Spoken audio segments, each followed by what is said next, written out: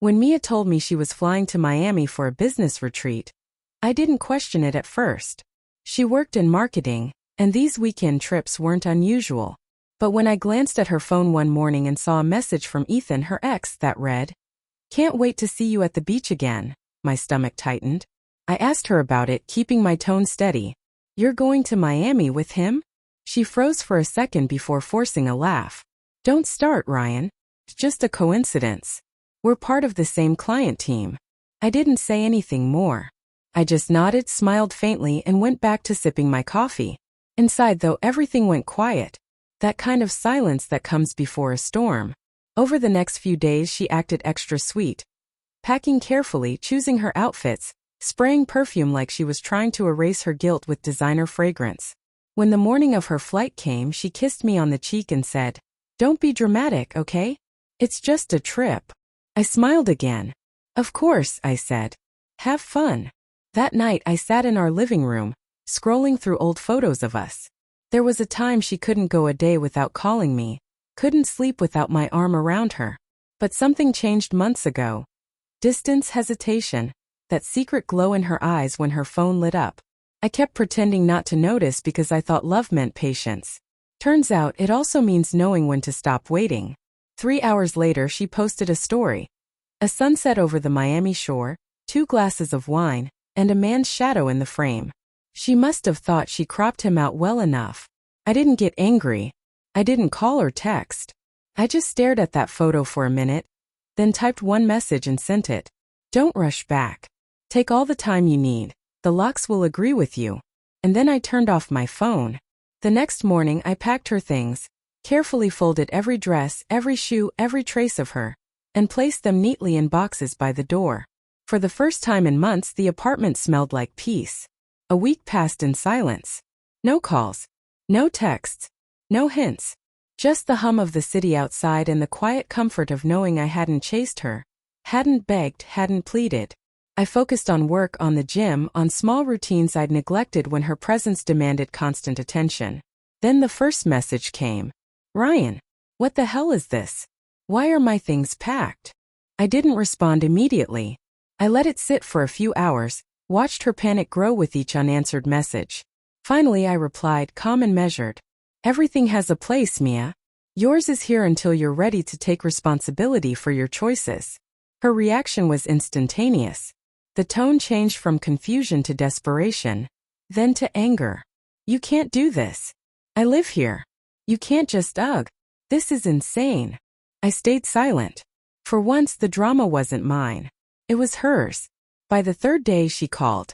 I answered once, letting the phone ring in my hand before speaking. "Ryan, this isn't funny. I can't believe you're doing this. I went to Miami for work, he was there too, yes, but that doesn't mean anything. You're overreacting." I exhaled slowly. "Mia, it's not about overreacting. It's about boundaries. It's about honesty. You chose to fly across the country with someone who used to share your bed without telling me. And then you think things are fine." Her voice cracked. "I didn't think it mattered. We've been drifting. You're always working, always tired, always." "Always what?" I asked softly, my tone deliberate. "Always trusting you, Mia. Always hoping you'd choose truth over convenience. And instead you let me see it anyway." I didn't argue. I didn't yell. I just waited. I could hear her swallow on the other end. She had no words. Later that night, she showed up at the apartment, furious, teary, trying to shove her boxes back inside. "This is ridiculous. You're punishing me." I stepped back. Calm. Quiet. "No, Mia. I'm responding. You made your choice. I'm simply following through. Your actions spoke louder than any words you could say." I didn't need to argue because I already knew the truth. Her knees nearly buckled. She looked like she was seeing me, the real me, for the first time in months. Not the guy who begged, who waited, who apologized. Not the guy who overlooked her distance. But the one who wouldn't let betrayal slide. She didn't touch her bags. She didn't scream.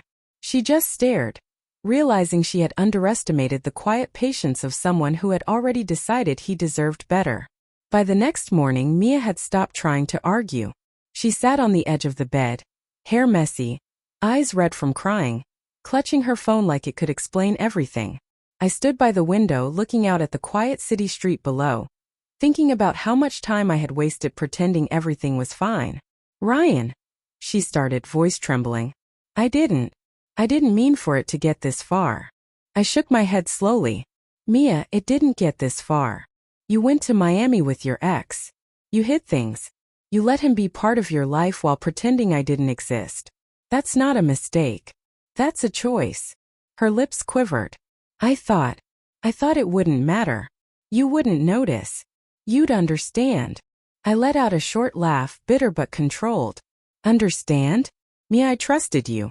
I let you walk freely, I gave you space, I gave you everything I could. And this is what I get. She lowered her head, silent now. The fight had left her. I could see it in her posture, the slump of her shoulders, the emptiness in her eyes. I stepped forward, finally closing the distance. Listen carefully, I said. This isn't about punishment. It's about reality. I'm done pretending that your actions don't have consequences. I'm done making excuses for someone who doesn't value trust. You went to Miami with him. You lied. You chose him even for a moment. That moment is enough. That's all I need to know. Tears streamed freely now, and for a second I almost felt pity. Almost. But I reminded myself that pity was wasted on someone who had squandered it. I'm leaving, Mia, I said quietly, reaching for my coat. You'll stay here. You'll figure out your choices. I won't. Not anymore. She scrambled to her feet, desperation in her eyes. Ryan, please don't do this. I can fix it. I can. I held up a hand. No. Fixing it would mean pretending you hadn't already broken it. And I can't do that. Not for you, not for anyone. I walked out, shutting the door gently behind me. I didn't look back. The sound of the lock clicking was louder than any words could ever be. Days later she called again, left messages.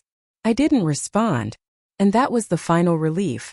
The silence, the absence, the space to rebuild myself without the weight of her betrayal. Some people think walking away is weakness. I learned it's strength. Some think ignoring the chaos means you don't care. I learned it means you finally do.